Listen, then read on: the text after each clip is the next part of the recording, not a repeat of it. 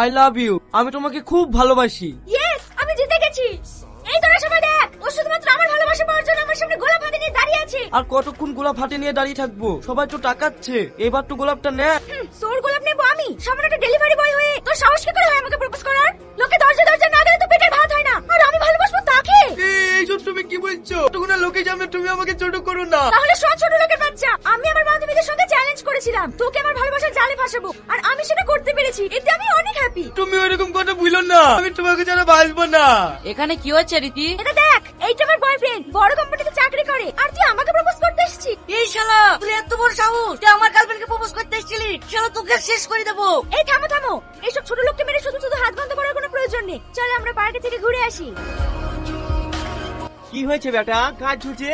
কাকা, আমি এই গ্রামে 10 দিনের মধ্যে বিয়ে করতে চাই, যেভাবে হোক ব্যবস্থা করে। ঠিক আছে।